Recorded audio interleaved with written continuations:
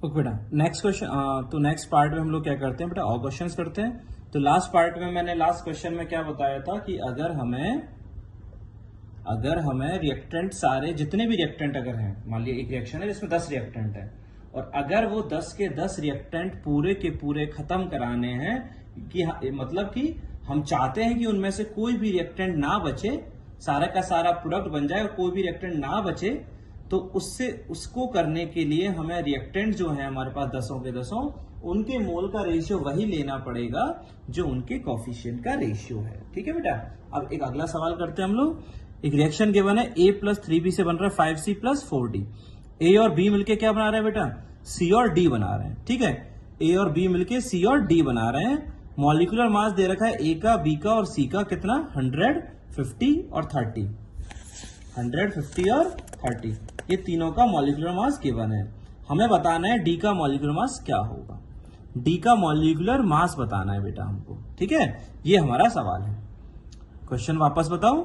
एक reaction given है जिसमें ए का, बी का और सी का मास गिवन नहीं है। क्या गिवन है, मॉलिक्यूलर मास गिवन है। और हमसे क्या पूछा है, डी का मॉलिक्यूलर मास पूछा है। ए का, बी का और सी का मॉलिक्यूलर मास दे रखा है और डी का मॉलिक्यूलर मास पूछा है। तो ये करना है बेटा हमको।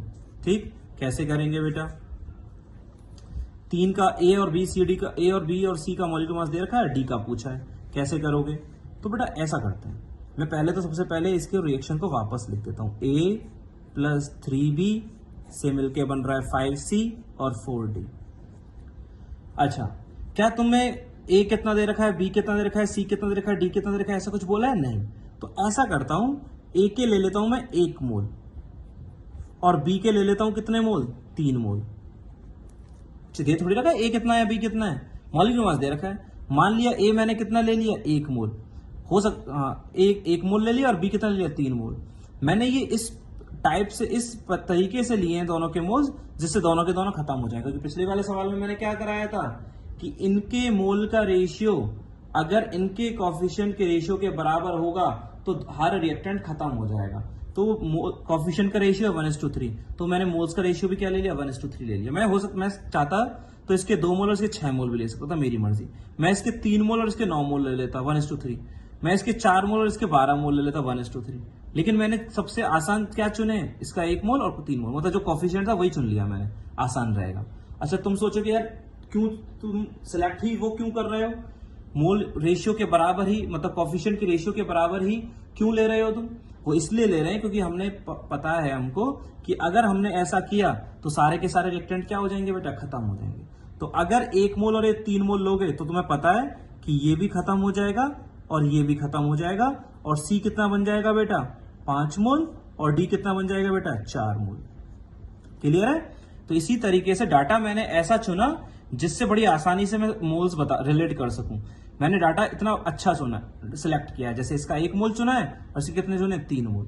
तुम इसका 1 चुनते और इसके 2 मोल चुनते तो क्या होता, इनमें से कुछ बच जाता, तो मैं क्या निकालना पड़ता, लिमिटिंग एजेंट निकालना पड़ता, तो वो बड़ी बेकार बात हो जाती। अब इस तुम ले तो वो भी सकते हो, कोई दिक्कत नहीं है, तुम कर तो वो भी सकते हो, इसके 1 मोल ले लो, इसके 2 मोल ले लो।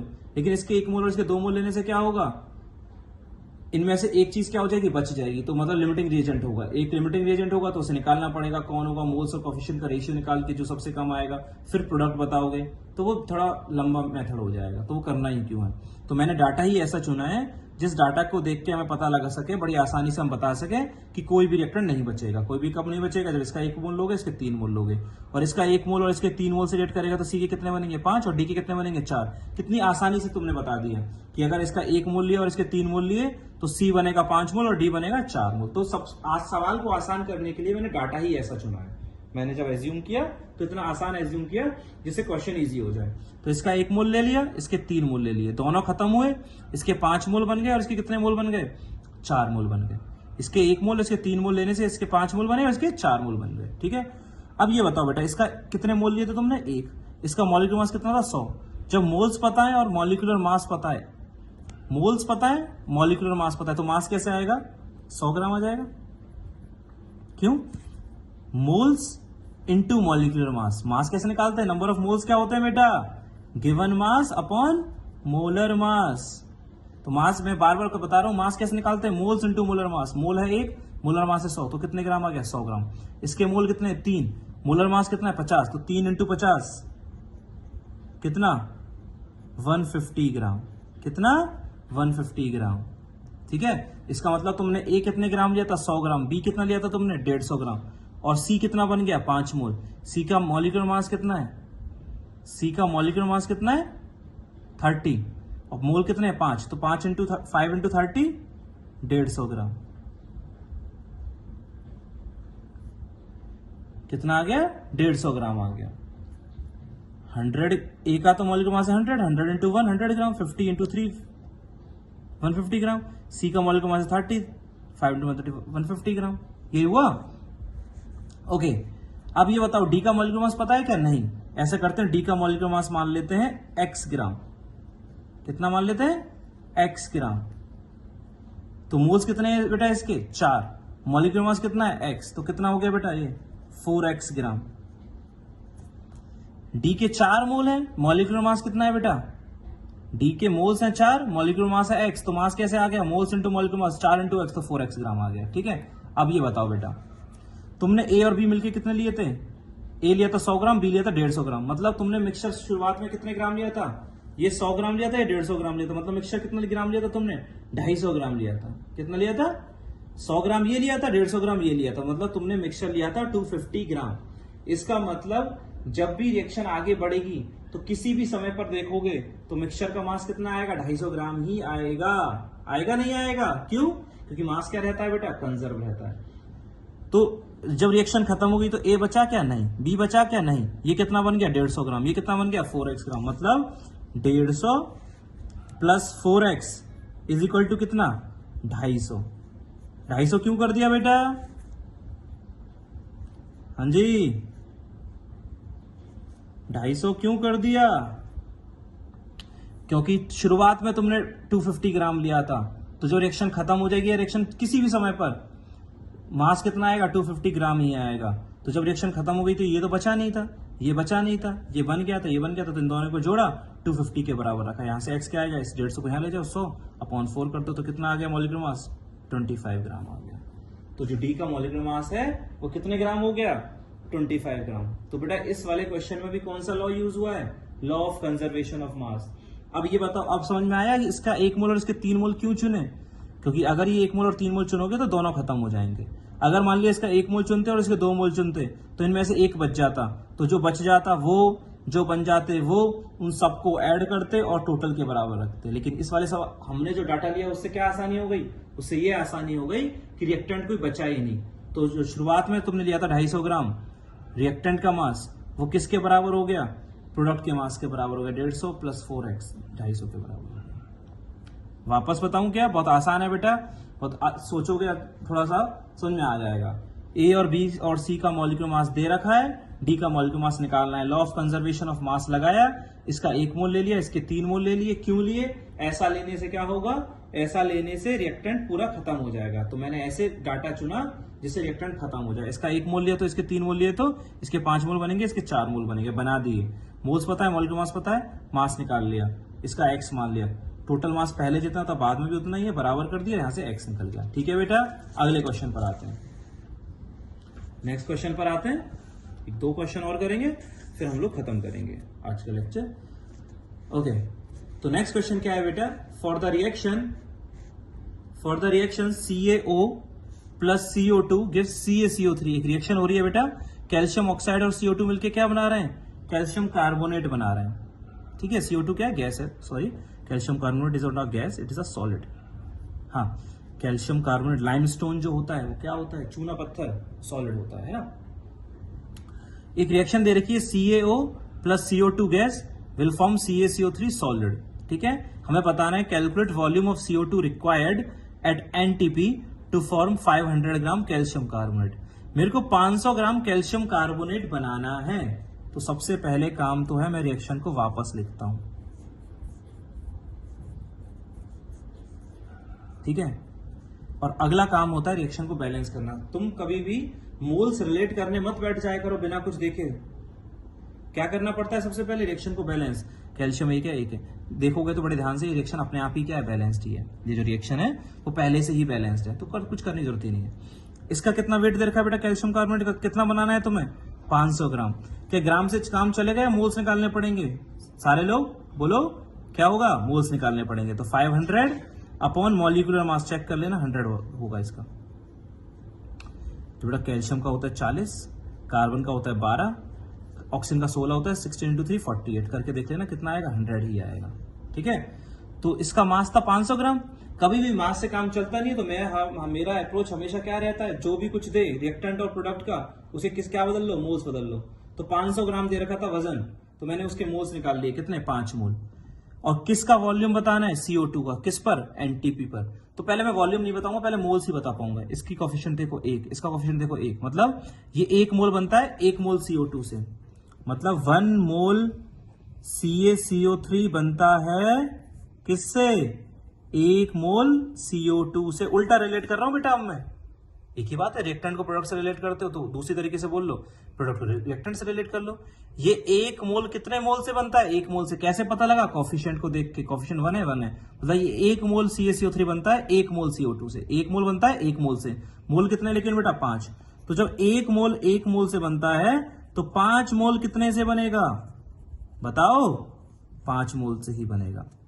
1 मोल जब 1 मोल से बनता है तो 5 मोल कितने से बनेगा, 5 मोल से ही बनेगा। तो मेरे को CO2 के मोल्स निकल गए। क्या निकल गए, इस मोल। लेकिन क्या सवाल में CO2 के मोल्स पूछे, बिल्कुल नहीं। क्या पूछा है, वॉल्यूम पूछा है। किस पर, एनटीपी पर। मेरे पे CO2 के मोल्स निकल गए, लेकिन मेरे को बताना क्या है, CO2 के मोल्स तो निकल गए, लेकिन CO2 को बताना क्या है, CO2 का वॉल्यूम बताना है। क्या याद किया हुआ है, एनटीपी पर 1 मोल गैस का वॉल्यूम कितना होता है, 22.4 लीटर। याद रख रखा है ना, वो इसलिए याद रख रखा है कि क्वेश्चन इजी हो जाए। 1 मोल गैस का वॉल्यूम होता है एट एनटीपी 22.4 लीटर, और ये कितने मोल आए हैं, 5 मोल। जब 1 मोल गैस का वॉल्यूम 22.4 होता है, 1 मोल का वॉल्यूम इतना, तो 5 मोल का वॉल्यूम कितना, 5 × 22.4, मतलब आ जाएगा 112 लीटर।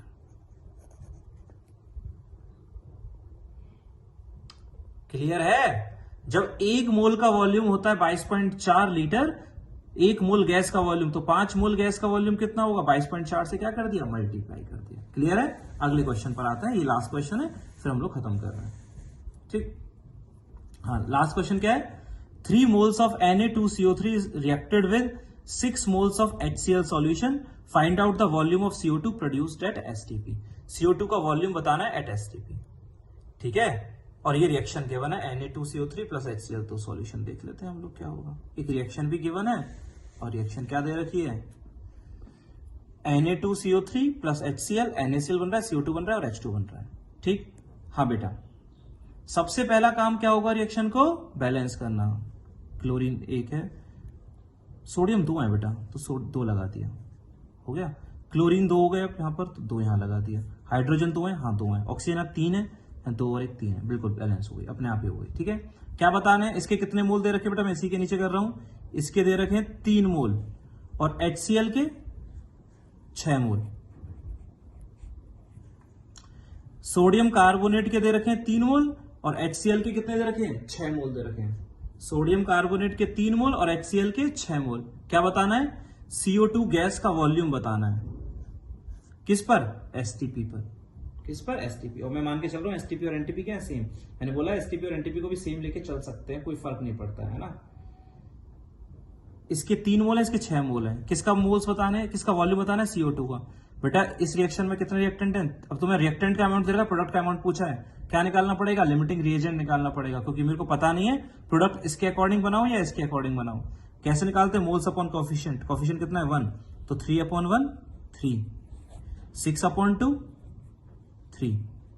कौन है लिमिटिंग रिएजेंट, कोई नहीं है।